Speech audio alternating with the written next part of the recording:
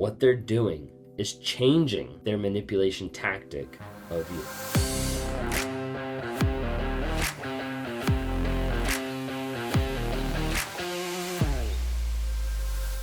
What happens at the end of a narcissistic relationship? Do you see how they start changing? Do you see how something becomes different? Do you see how the next thing starts ending up of being like, wait a second, they're starting to give that person everything that I wanted. They're starting to do the things that I thought was going to happen in their relationship.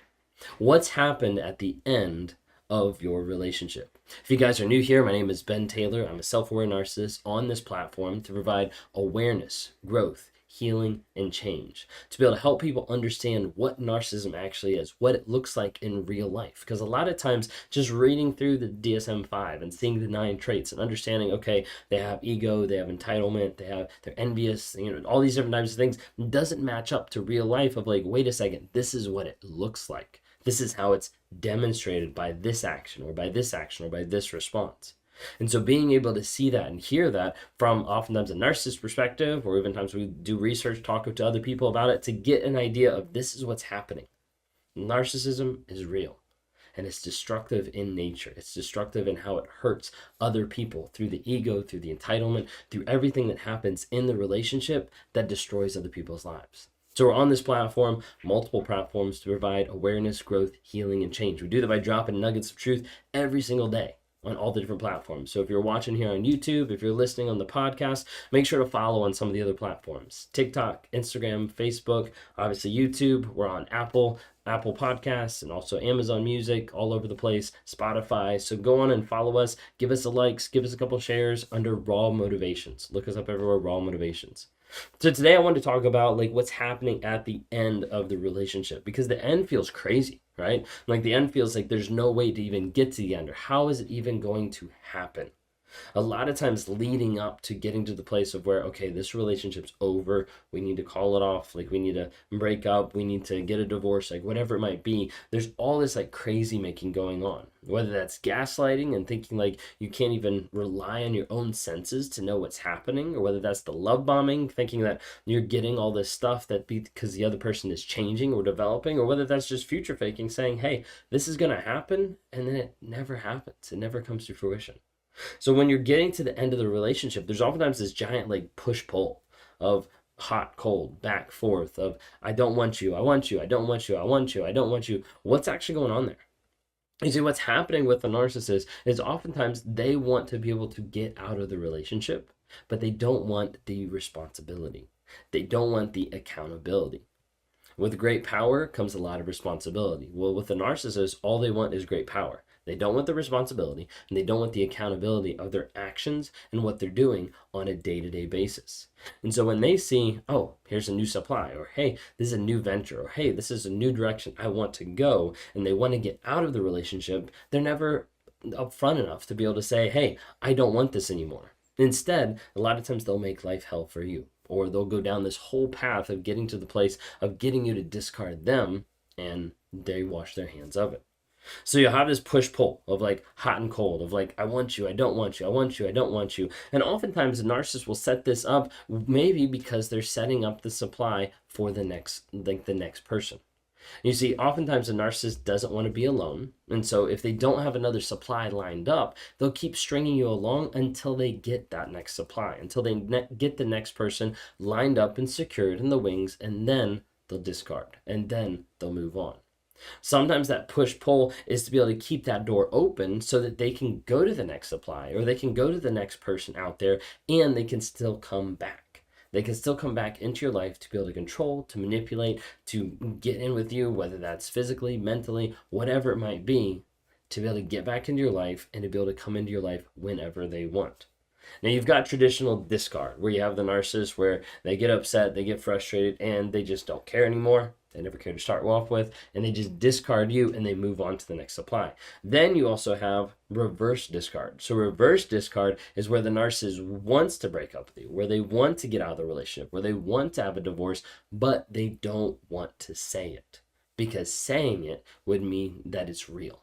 Saying it would mean that they'd have to be accountable that they're the ones that asked for divorce, or they're the ones that asked for a breakup, and they don't want to hold that responsibility. So they make your life hell, in order to get out of the relationship. When this reverse discard is happening, you'll find the abuse ramping up, the verbal, the physical, the mental, the emotional trauma ramping up more and more and more, because the narcissist is trying to figure out, how do I get out of this relationship while still saving face, keeping my mask, and making it look like I'm the good person in the relationship.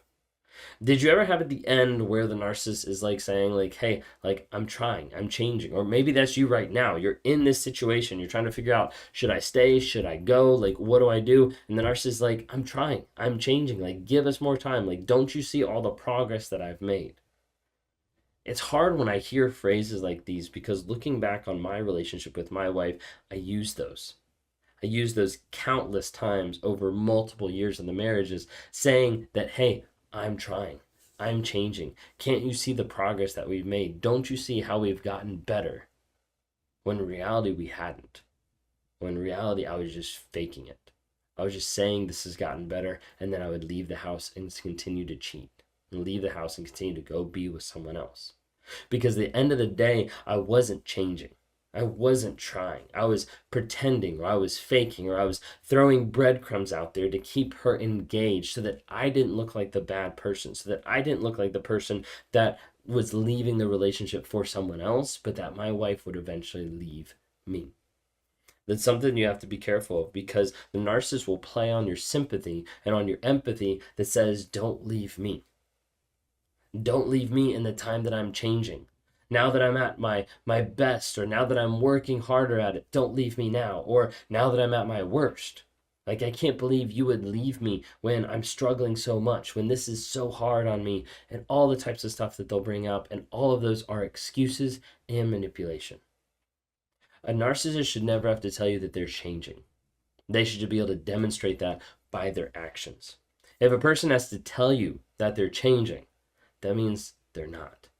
Because change is demonstrated, change is sought after, change is seen by the actual motivation and change and mindset and attitude and drive and development and credentials and credibility of what's actually happening. You see that change happening before your very eyes, and how they respond and how they act and how they demonstrate. And if a narcissist doesn't demonstrate change, they are lying to you, and is manipulation. So if they say they're changing and they say they're trying, but you can't look at a list and see quantifiably how they are getting better, how they are growing, there is no active change there, and they are just future faking you to extend their stay in your life. It's a giant future fake. Sometimes you'll get to the end of a relationship and they'll beg you to stay. They'll be like, please don't leave. I can't live without you. I don't know what I'm going to do. All this type of stuff. And you might have them begging right before you walk out the door, begging you not to go. What I want you to know, first and foremost, it's not because they miss you. And it's not because they care. It's because they don't want to look bad to other people out there. You see, if I beg you not to leave at the very end, and literally sometimes you'll be walking out the door, you'll be getting ready, and they'll be freaking out, running around, slamming stuff, screaming, crying, because they're so afraid of losing you. What they're afraid of is two things: either one, being alone, or two, not controlling the story. But ultimately, what they're thinking is, if I try at the last second, then I can fabricate the story that I want to convince everybody else out there. So for me, it'd be like the idea of my wife just left. She just walked out. I begged her to stay the last 5 minutes she was in the house. I begged her to stay. Please don't go. We can work this out. We can figure this out. And then as soon as she leaves, call up the next person. Can you believe it? My wife left me. Like, I can't believe that. Like, I tried.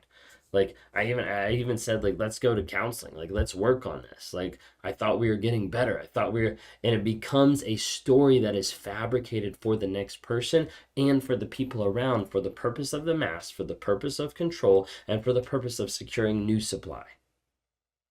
So when they're asking and saying that they're changing and begging for that the very last second, it's manipulation.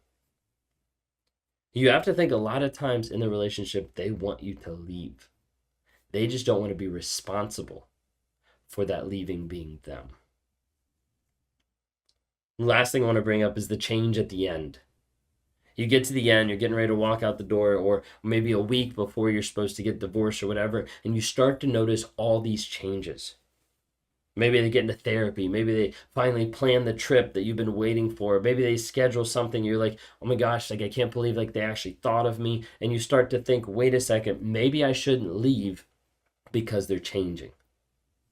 Maybe I shouldn't go because they're giving me everything that I always wanted. If they're changing between the last month to end of the relationship, what they're doing is changing their manipulation tactic of you. So they're getting to the place where they're realizing, wait a second, this person's actually serious. Even though this is the 20th time they're leaving, they actually packed up everything and they're moving across the country. They're actually serious about this. So now I have to change what I'm doing in order to keep them longer. Change at the end of the relationship is not a lasting change. It is not a change that continues to happen. If you want it to see, is it actually a real change? Then leave. Take the relationship off the table, cut away their supply, take the addiction from the addict and say, hey, if you want to change and grow, then do that and see what happens. Because 9 times out of 10, they never change. It's just a facade at the very end to be able to keep you. The other thing I want you to think of, and we'll end with this, is the idea that if they're changing at the very end, and if they're doing a lot of the things that you asked for the past 6 months, 6 years, then you need to understand this. You need to listen up loud and clear. If they're doing all the things you wanted in the past relationship, whether that's 6 months, 6 years, 10 years, 20 years, whatever, if they're fulfilling all those promises, it's not because at the very end they got an epiphany. It's because at the very end they knew their manipulation was no longer working. But what that means is they knew. They knew the entire time and they chose to pull that back. They chose to keep that away from you. And that should make you frustrated. That should make you upset. That should fire you up even more, because then it's not just like, oh, they didn't know. Oh, they weren't growing. Oh, they hadn't developed. No, they knew and they purposely kept it from you, and they used it at the very end to manipulate you to stay a little bit longer in your life. That's all that change is a manipulation of trying to control you a little bit longer. So work on breaking yourself free, breaking the trauma bond, getting away from the rumination phase, building your vision values, change your story, change your life.